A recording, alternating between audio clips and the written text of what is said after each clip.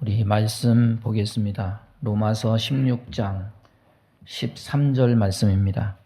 신약성경 262쪽입니다.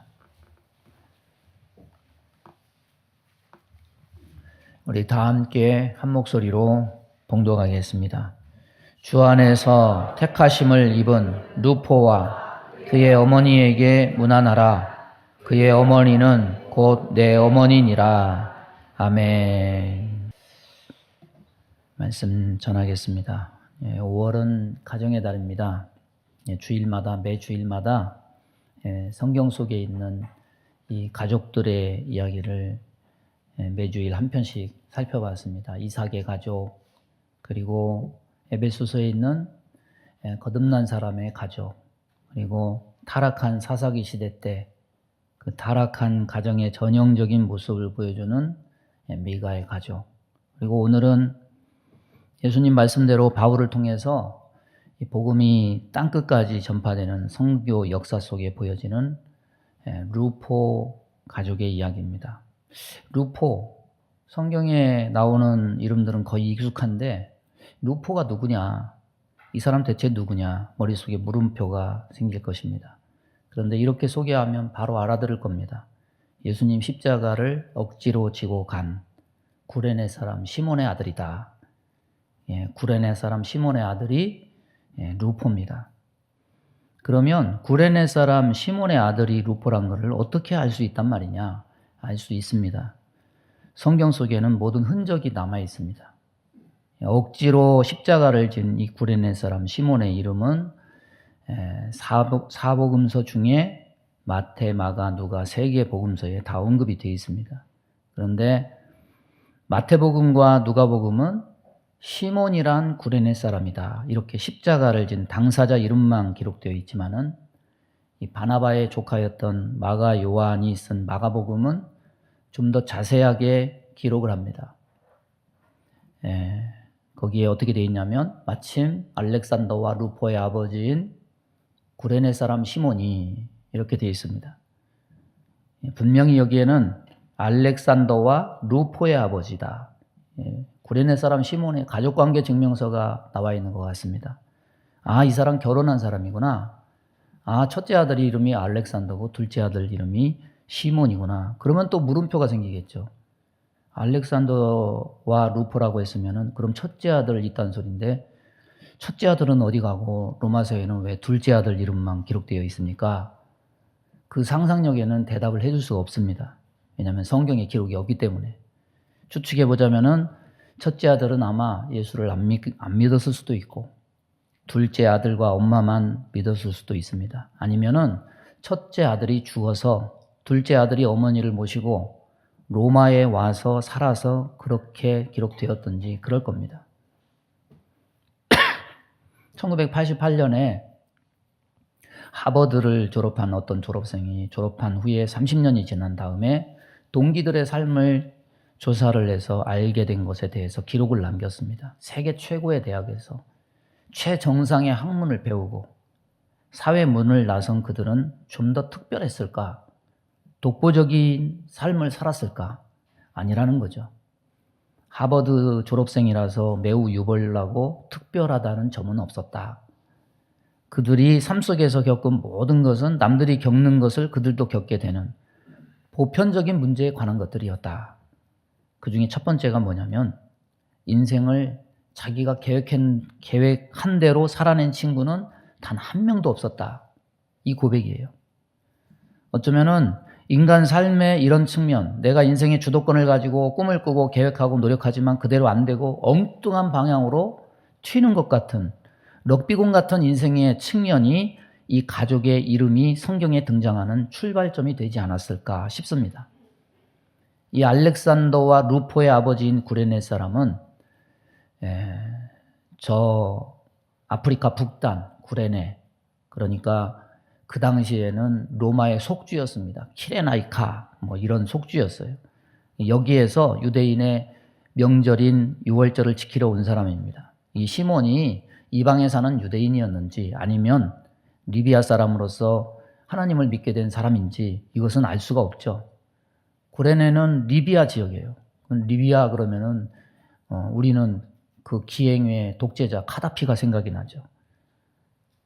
구레네는 지금 리비아의 동부 지역입니다. 이 리비아 사람들 얼굴 보면은 그 사람들은 뭐 밑에 있는 지방의 아프리카 흑인의 모습이 아니에요. 약간 까무잡잡하기는 하지만 눈썹도 길고 얼굴은 아랍 사람과 서양 사람의 약간 중간 정도 잘생겼습니다. 아마도 시몬도 이방인이었다면 그런 모습이었을 겁니다. 이 사람이 하나님을 섬기는 이방으로서 유월절 명절 지키러 왔다가 갑자기 사람들의 소란 소리를 듣고 호기심이 생겼습니다. 봤더니 웬 죄수가 십자가 형틀을 지고 힘겹게 가요. 로마 군병들 채찍질 소리에 이 죄수가 맥없이 갈대처럼 쓰러집니다. 로마 군병이 눈살을 찌푸리면서 주위를 둘러보았는데 그때 이 구레네 사람 시몬하고 눈이 딱 마주칩니다. 너 이리 좀 와봐. 너 이거 대신 좀 들고 가. 뭐 이랬겠죠. 시쳇말로 참 어떻게 보면 재수없는 상황이 벌어진 거죠. 거기 구경하는 사람이 한둘이 아닐 텐데 왜 하필 구레네 시몬일까? 군병들의 억압에 이끌려 골고다까지 예수님의 십자가를 억지로 지고 갑니다. 이게 구레네 사람 시몬과 예수님의 첫 만남이에요. 여러분, 계획한 게 아니잖아요. 예수님 제자도 아니잖아요. 예수님 따라다녔던 군중도 아니잖아요. 구레네 시골에서 올라와서 이런 장면 처음 보니까 눈이 휘둥그레져가지고 놀라서 따라가다가 붙들린 거예요. 그런데 운명처럼 그는 이런 상황과 맞닥뜨렸습니다. 삶이 그렇습니다. 예수 믿는 것도 어느 날 갑자기 이렇게 운명 지워질 수도 있어요. 그리고 그 운명이 시몬의 인생을 바꾸고 그의 가족을 바꾸는 출발점이 됐습니다. 지난주 미가의 가족 이야기는 그 출발이 하나님이 아니었어요. 사람이 의도하는 종교 이야기로 가득 차 있습니다. 오늘 루포의 가족 이야기는 그 출발이 사람이 의도한 게 아닙니다. 운명처럼 하늘에서 갑자기 뚝 떨어져서 생긴 일입니다. 복음은 운명입니다. 한 사람의 인생을 바꾸고 한 가족의 인생도 송두리째 바꿔버립니다. 루포 가족의 이 모든 운명을 바꿔버렸습니다. 저와 여러분의 가정에도 이 운명의 은혜가 함께하기를 바랍니다. 십자가를 진 구레네 사람 시몬은 어떻게 됐을까? 사도행전에서 예수님 돌아가신 다음에 승천하신 다음에 예루살렘 교회가 부흥하다가 스데반의 죽음으로 핍박이 일어나니까 사람들이 주변으로 막 흩어집니다. 사마리아로 저 안디옥으로 막 흩어집니다. 그래서 안디옥에 교회가 세워집니다. 바나바가 혼자 교회를 세워서 고군분투하며 성장시키다가 힘드니까 바울을 데려와서 함께 사역을 했습니다. 사도행전 11장 26절 보면 안디옥에 데리고 와서 둘이 교회에 1년간 모여 있어 큰 무리를 가르쳤고 제자들이 안디옥에서 비로소 그리스도인이라 일컬음을 받게 되었더라. 바나바와 바울의 사역으로 인해서 안디옥 교회가 부흥을 하고 거기서 처음으로 예수 믿는 사람들이다, 그리스도인이다 이렇게 불리워지게 됩니다. 그런데 사도행전 13장에서 구레네 시몬이 등장해요. 사도행전 13장 1절을 보면 안디옥 교회 일꾼들의 이름이 나옵니다.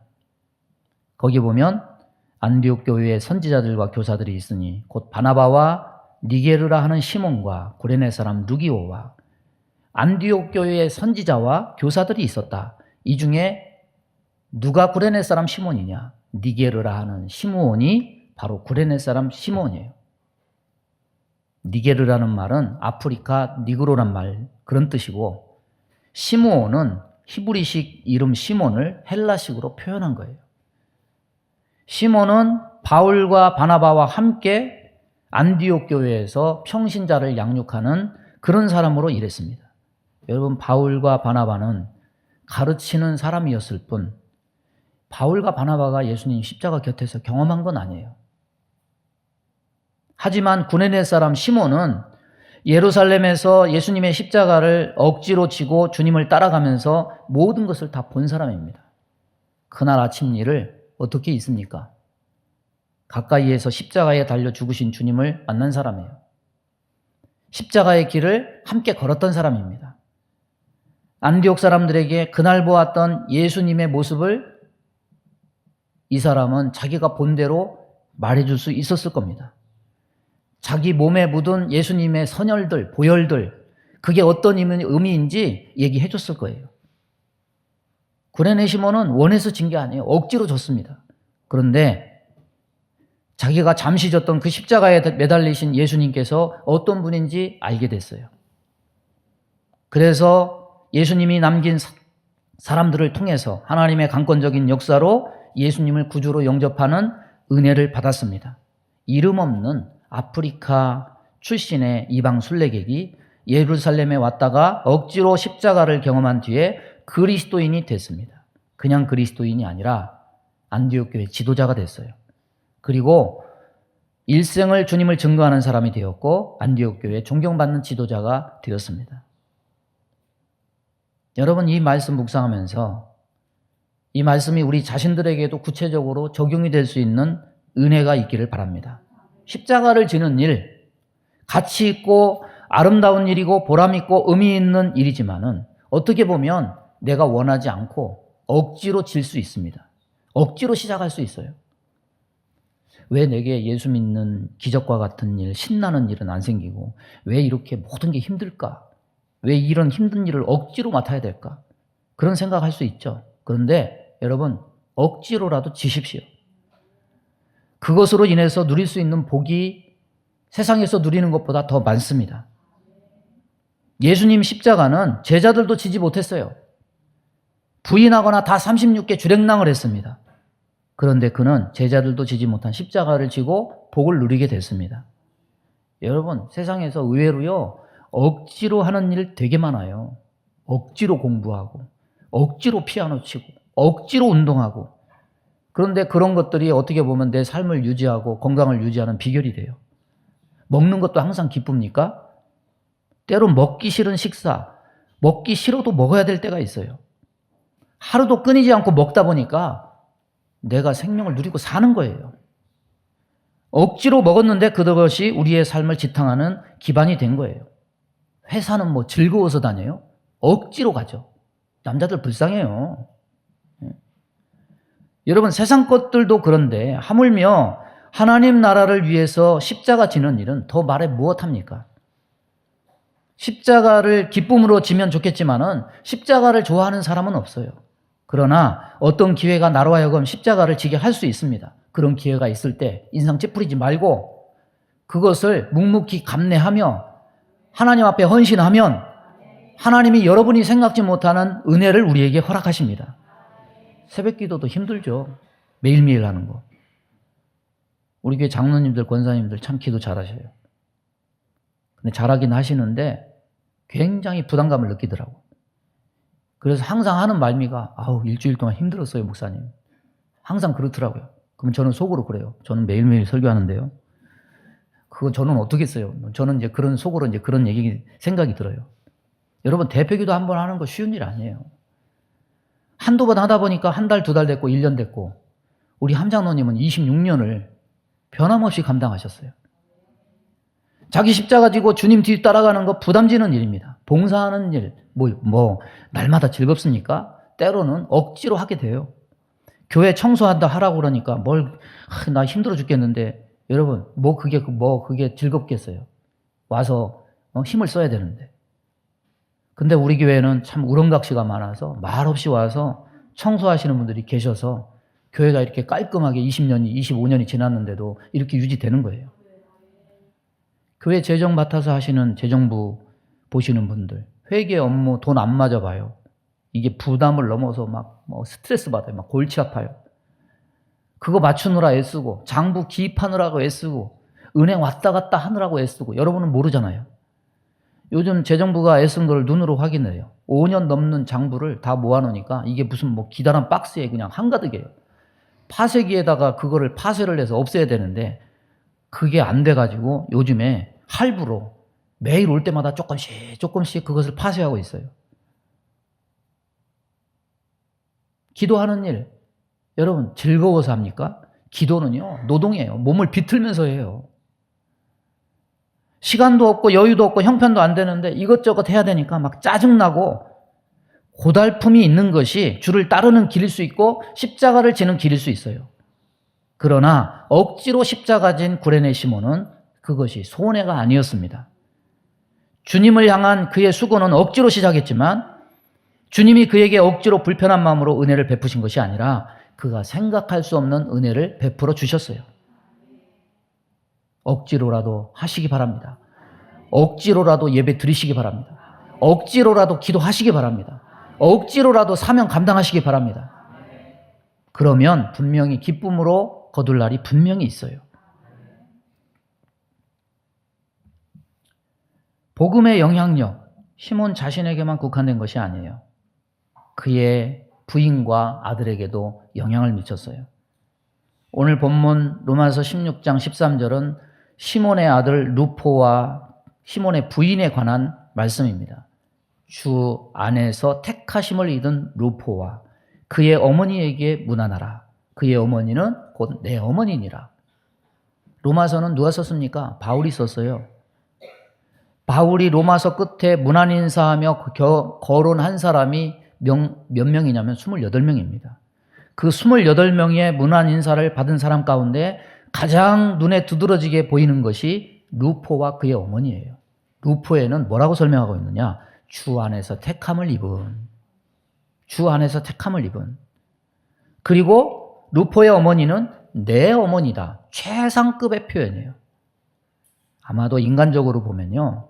바울이 루포의 어머니인 시몬의 부인을 내 어머니다. 이렇게 칭할 정도로 친밀감을 표현하고 있게 된 것은 바울이 안디옥 교회에서 구레네 시몬과 함께 지도자로 함께 일했을 때 맺어진 관계도 있을 겁니다. 바울이 로마서를 쓴 것이 주후 57년으로 되어 있습니다. 예수님 승천하신 지 25년 뒤에요. 안디옥 교회에서 함께 지도자로 일하다가 바울이 전도 여행을 하며 떠난 사이에 변화가 생겼습니다. 루포와 그의 어머니는 로마 교회로 옮겨간 것 같아요. 이때 루포의 나이가 40살 안팎이었고 그의 어머니는 60살 정도 됐을 겁니다. 아버지 시몬은 언급이 안 돼 있죠? 아마 세상을 떠난 것으로 보여요. 어떤 분이 예수님과 구레네 사람 시몬 사이에 일어난 일을 설명해낸 것을 읽었어요. 예루살렘에 가면 예수님이 골고다까지 십자가를 지시면서 올라간 길을 비아 돌로로사라고 해요. 슬픔의 길이다. 비아 돌로로사를 걸을 때 발길을 멈추는 장소가 14군데가 있습니다. 그 14군데는 예수님이 가다가 쓰러지시고 그런 곳이에요. 그 중에 5번째 장소는 구레네 출신 시몬에게 십자가를 대신 지게 했다는 그 장소입니다.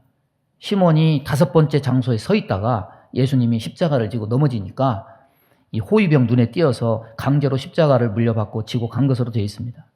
여러분, 구레네에서 예루살렘까지 거리는 1500km가 넘는 먼 여행길이에요. 당시 유대인들은 1년에 3번 성전에 와야 돼요. 유월절, 오순절, 초막절.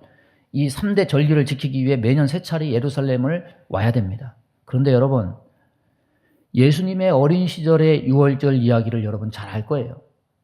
유월절을 지킬 때 예수님의 아버지 요셉이 혼자 가지 않았어요. 가족들 다 데리고 예루살렘으로 올라갔습니다. 또한 가족들과 함께 절기를 마치고 고향으로 내려가요. 이방 지역에 살았던 본토 유대인이든 아무튼 예수님을 믿기로 작정한 영적 유대인이든 유대인이라면 적어도 일생에 한 번은 가족과 함께 예루살렘 순례를 하는 것이 아버지의 의무였어요. 그러니까 이 시몬도 그냥 온 게 아니고 큰맘 먹고 온 거죠. 1500km의 거리를 큰맘 먹고 유월절을 맞아서 왔는데 혼자 온 게 아니라 두 아들 알렉산더와 루포, 그의 아내를 데리고 예루살렘을 방문했다는 거죠. 예루살렘 사람들이야 십자가 사용을 종종 지켜봤으니까 그게 뭐 눈이 휘둥그레질 정도로 그런 일은 아니고 아유 또 저런 일이 있네 그러면서 눈살을 찌푸렸겠죠. 그런데 먼 구레네 시골 구석에서 온 이 구레네 시몬은 그런 일 처음 봐요. 눈이 휘둥그레져요. 아니 이게 도대체 무슨 일이야. 뒤쫓아 가서 보다가 그만 호위병 눈에 띄어가지고 십자가를 대신 지게 된 거죠. 그러면 여러분, 시몬 또한 유월절을 지키려고 가족을 함께 데리고 왔다면 그의 두 아들 알렉산더와 루포 그리고 그의 부인도 십자가를 진 아버지와 남편을 쫓아서 골고다로 향했을 거예요. 알렉산더와 루포는 십자가를 대신 짊어지신 아버지의 뒤를 쫓아서 갔을 겁니다. 인산인해를 이루어서 자칫하면 아버지로부터 떨어질 수 있었을 것이기 때문입니다. 그래서 그들 가족은 이 같은 예수님의 처형장에서 끝까지 남아서 예수님의 최후를 지켜봤을 겁니다. 그런 가정에서 본다면 루포는 아버지를 따라가다가 그 십자가 광경을 다 본 거예요. 정오에서 3시간 동안 온 세상에 임한 암흑과 땅이 진도하며 바위가 터지는 무서운 지진을 다 생생히 경험한 겁니다. 아버지 뒤를 따라간 루포는 인류 구원을 위해서 일어나고 있는 역사적인 현장을 경험했어요. 그렇다면 바울이 루포를 향해서 한 이 표현, 주 안에서 택하심을 입은 루포, 따라서 보겠습니다. 주 안에서 택하심을 입은 루포. 이 표현이 그냥 표현이 아니죠. 제자들도 외면한 십자가를 시몬이 예수님 대신 졌고, 제자들도 외면한 예수님의 마지막 모습을 루포가 봤어요. 루포는 하나님의 구원 사역이 이루어지는 일을 목격하는 일에 특별히 택하심을 입은 사람이었다는 거죠. 여러분, 고대 사람들은요, 성이 없습니다. 그래서 항상 누구를 소개할 때 누구의 아들, 아브라함의 아들 이삭, 이삭의 아들 야곱, 야곱의 아들 요셉, 늘 아버지를 먼저 소개해요. 그런데 알렉산더와 루포를 소개하고 있는 마가복음은 특이하게 소개합니다. 그 당시로서는 있을 수 없는 소개입니다. 어떻게 소개합니까? 알렉산더와 루포의 아버지인 구레네. 여러분, 보통 같으면 시몬의 아들 알렉산더와 루포, 이게 맞아요. 이게 있을 수가 없는 일이에요. 왜 이렇게 했습니까? 마가가 사도 바울과 바나바를 수행하고 다녔던 전도 여행에서 루포라는 사람을 만났습니다. 그로부터 자신의 아버지가 예수님 대신 십자가를 억지로 진 사람이었다는 이야기를 들었습니다. 철 모르는 아이가 예수님 십자가 사건을 목격했다는 것. 루포는 하나님의 구원 사역이 이루어지는 일을 목격하는 일에 특별히 택하심을 입은 사람이었다는 거죠. 그래서 누구의 아들 알렉산더와 루포가 아니라 알렉산더와 루포의 아버지인 구레네 사람 시몬이다. 이렇게 소개한 거예요. 여러분, 시몬의 아내는 바울이 왜 내 어머니라고 말하고 있을까요? 시몬의 어머니와 개인적인 친분이 두터운 것을 나타내려고 이렇게 표현한 것일까요? 성경에 보면 예수님 지근거리에는 항상 여인들이 있었습니다. 따라다니면서 그들이 하는 일이 뭐냐? 밥도 해주고 빨래도 해주고 수족처럼 헌신하는 여인들입니다. 예루살렘에 올라갔을 때 골고다까지 울며 따라가던 여인들이 바로 이 여인들이었어요. 그런 것처럼 시몬의 부인이 안디옥 교회에 있을 때 교회를 섬기고 있는 지도자들을 위해서 어머니처럼 챙겨주고 밥해주고 빨래해주고 수족처럼 헌신을 다해서 바울이 그런 관계 때문에 내 어머니라고 말하고 있을까? 그런 개인적인 도움, 섬김의 의미로 내 어머니라고 말한 것은 아닌 것 같아요. 어떻게 할 수 있느냐? 여러분, 마가복음 3장에 보면 예수님이 사역을 하고 가시는데 밖에 어머니와 동생들이 있어요. 그러니까 사람들이 당신 어머니 왔다고, 동생들 왔다고 이렇게 하니까 예수님이 정색을 하시면서 뭐 하신 말씀이 뭡니까? 누가 내 어머니고 누가 내 동생들이냐? 내 어머니와 내 동생들을 보라. 누구든지 하나님의 뜻대로 행하는 자가 내 형제요 자매요 내 어머니니라. 바울이 루포 어머니에게 내 어머니라 말한 것은 개인적인 친분이 두터워서 섬겨준 헌신이 고마워서라기보다는 바울이 보기에 이 루포의 어머니를 보니까 예수님 말씀대로 정말 살려고 애를 쓰고 힘쓰는 자가 루포의 어머니였기 때문에 예수님 말씀을 생각하면서 이 어머니가 내 어머니니라 그렇게 말했다는 거죠. 여러분, 구레네 사람 시몬이 왜 예수님을 따르게 되었을까? 그 내면의 깊은 것까지 우리가 어떻게 알겠어요? 그런데 결과는 분명히 알 수 있어요. 시몬이 변했습니다. 루포가 변했습니다. 시몬의 아내도 변했습니다. 전에는 어떤 사람이었습니까? 구레네 시골 사람이었어요. 그런 사람이 안디옥 교회 지도자로 변했습니다. 루포는 주 안에서 택함을 입은 자라고 인정을 받게 되었습니다. 시몬의 아내는 아버지의 뜻대로 행하기를 힘쓰는 여인이 되었습니다. 왜 이렇게 되었느냐? 모두 예수님의 고난과 관련을 맺어요. 고난에 동참했더니 보는 눈이 달라졌다. 삶이 달라졌다. 행동이 달라졌다. 저들은 기적을 본 게 아니에요. 예수님의 죽음을 받고 고통을 받습니다. 갈릴리에서 기적을 본 이들은 다 도망쳤는데, 제자들마다 도망쳤는데, 이들은 왜 고난과 죽음을 보고서 온 가족이 이렇게 싸그리 다 변했을까? 어떤 목사님이 궁금증이 생겼어요.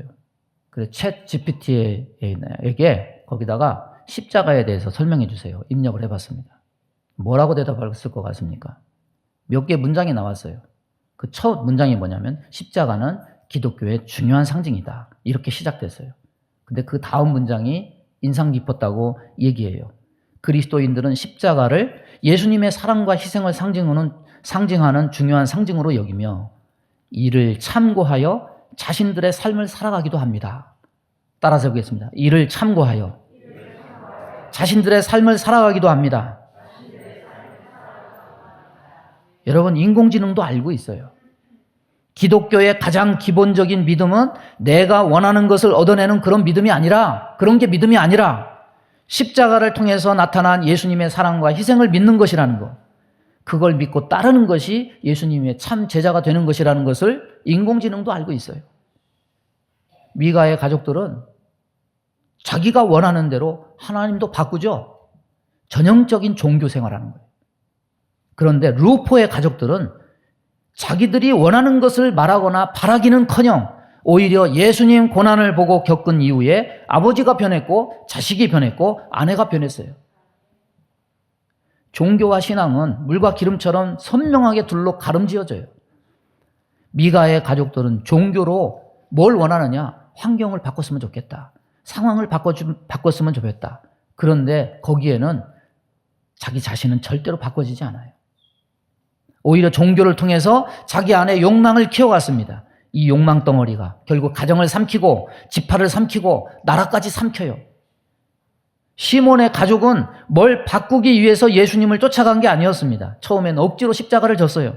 십자가를 지고 가는 남편, 아버지 놓칠까 봐 자식과 아내도 따라갔을 뿐입니다. 그런데 예수님의 고난에 그렇게 억지라도 동참했더니 자신이 변하고 자식이 변하고 아내가 변했어요. 결국 복음의 핵심은 십자가에서 오는 것이고, 결국 그 복음은 상황과 환경의 변화보다는 인간 자신의 변화가 가장 우선순위의 변화임을 우리에게 보여주는 겁니다. 오늘날도 복음은 왜곡되고 있습니다.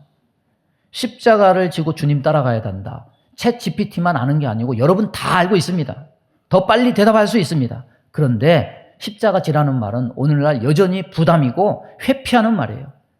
이것보다는 뭐 믿으면 기도하면 그래서 뭘 바꿔줘? 바꿀 수 있어? 뭐가 바꿔줘? 복음이 우리에게 무슨 이득을 주는 일에 도움이 되지 않는다는 식으로 피곤해하면서 역질문을 던져요. 예수님을 유혹한 사단의 시험, 오늘날도 여전히 지속되고 있고 효력을 발휘하는 것 같아요. 제가 그래서 생각을 해봤어요. 성도들에게 가장 유혹이 되는 것은 뭘까? 돌로 떡을 만들라. 그거겠다. 생활에 공고함이 있으니까. 부귀 영화, 그것도 참 유혹이겠다. 근데 목사에게 유혹은 뭘 것 같습니까? 목사에게 유혹은 성전 꼭대기에서 뛰어내리라, 그거 같아요. 당시 성전 꼭대기가 예루살렘에서 제일 높은 건물이었어요. 우리 서울에서 제일 높은 건물 어디죠? 잠실타워. 예? 거기서 뛰어내려 살면은 아마 다음 주에 이 자리가 꽉 차지 않을까요? 1부, 2부, 3부, 4부 근데 여러분, 그게 좋을까요? 동생 목사님 교회 개척한 지 1년이 지났어요. 성도가 와야 될 텐데 얼마나 기다림에 지치고 힘이 들까요? 더더구나 건물이 새서 물이 흘러요. 참 마음이 안 좋아요. 그러면서 생각해봐요. 야, 성도가 없어서 이렇게 목사가 고통스러운데 성도가 차고 넘치면 마냥 행복할까? 아닌 것 같아요. 성도다운 성도가 있어야 행복하지. 욕망으로 가득 찬 사람만 모인다면 뭐가 행복하겠습니까? 광주 모 교회 목사님이 66세밖에 안 됐어요. 근데 간암으로 소천하셨어요. 어떤 교회 갔냐면 교회가 분쟁이 있어가지고 서로 쌈박질하는 교회. 그 교회도 둘로 쪼개지고 그것 때문에 노예도 둘로 쪼개졌어요. 그 틈바구니 속에 들어가서 사역하다가 아마 마음의 병이 굉장히 스트레스를 많이 받으셨던 것 같아요. 여러분, 세상도 쌈박질로 시끌시끌한데 왜 교회 안에조차 사람들은 다투고 싸울까요? 결국 욕망을 위해서 예수 믿고 있기 때문이에요. 세상에서도 욕망을 가지고 싸우는데 교회 와서도 욕망을 이루려고 하니까 바람 잘 날이 없는 거죠. 그래서 갈릴리에서 자기 욕망을 이루기 위해서 쫓아다닌 그 군중은 아무리 많아도 아무 의미가 없어요. 그런 사람은 차라리 없는 것이 나아요. 예수님은 시험을 이기셨지만 오늘날 사람들은 마귀가 제시한 시험의 내용들을 자기 신앙의 목적으로 삼는 사람들이 너무 많습니다. 이런 세상 속에서 구레네 시몬의 가족의 변화는 우리 신앙의 분명한 목표와 가치와 방향을 제시해줘요. 저들도 사람이기 때문에 많은 것을 갈구했을 겁니다. 그런데 저들은 원해서 십자가 진 거 아니에요. 세상 말로 뭣도 모르고 가다가 재수 없어서 아니면 운명처럼 갑자기 친 십자가예요. 그런데 십자가를 통한 변화에는 그 세상의 변화 추구의 핵심인 돈, 힘 이런 것은 없어요. 오히려 돈도 없고 힘도 없는데 거기 안에 있는 변화는 뭐냐? 자기들이 변하기 시작해요. 남편이 변하기 시작해요. 자식이 변하기 시작해요. 아내가 변하기 시작해요. 여러분, 그들이 달라진 이유 뭡니까?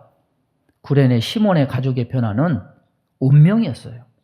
왜 운명이느냐? 원해서 진 것도 아니고 십자가를 질 준비가 돼서 진 것도 아니기 때문이에요.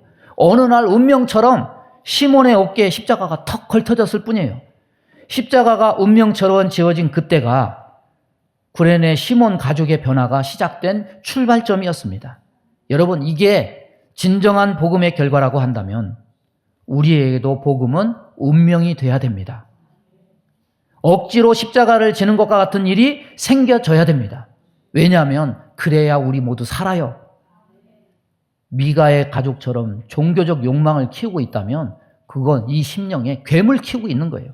그게 가정도 잡아먹고요. 그게 교회 공동체도 파괴하고요. 결국에는 나라도 말아먹게 돼요. 루포 가족의 운명이 우리 모든 성일교회 가족들의 운명이 되기를 바랍니다. 그래서 변화되기를 바랍니다. 우리 주여 3번 부르고 주여 1번 부르고 합심하여 기도합니다. 주여 하나님 아버지 감사합니다. 오늘도 주의 백성들 아버지 하나님 주님 전에 나와서 하나님 말씀을 듣고 자신의 삶을 뒤돌아보게 하시니 감사합니다. 하나님, 우리 안에 있는 욕망 덩어리를 캐내어 주옵시고 성령으로 우리를 다스려 주옵소서. 우리를 주의 영과 교훈으로 새롭게 하여 주옵소서. 예수님의 이름으로 기도하옵나이다. 아멘. 믿음의 손을 가슴에 얹습니다. 몸이 아픈 곳에 손을 얹습니다. 하나님 아버지 감사합니다. 오늘도 주 앞에 섰습니다. 그러나 어떤 마음으로 섰습니까? 우리 안에 욕망이 가득 차 있습니까? 아니면 십자가가 서 있습니까? 하나님, 욕망에 가득 찬 마음을 성령의 불로 소멸시켜 주옵시고 태워 주옵소서.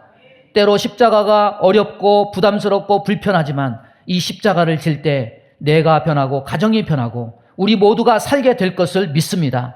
우리 마음속에 원망, 불평, 시기, 질투, 미움, 다툼, 이간질하며 불순종, 불신앙케 하며 불안, 조여, 염려, 근심, 두려움을 주는 모든 어둠은 다 떠나갈지어다. 우리를 다스려 주옵소서. 주의 말씀의 교훈으로 우리를 판단하게 하여 주옵소서. 그래서 새로운 마음을 가질 수 있도록 은혜 베풀어 주옵소서.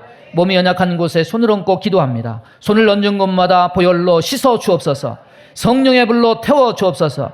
예수 이름으로 명하노니 모든 병만은 다 떠나갈지어다. 영과 육을 깨끗게 하여 주옵소서. 생명의 길을 가게 하여 주옵소서. 은혜를 누리게 하여 주옵소서. 예수님의 이름으로 축복하며 기도하옵나이다. 아멘.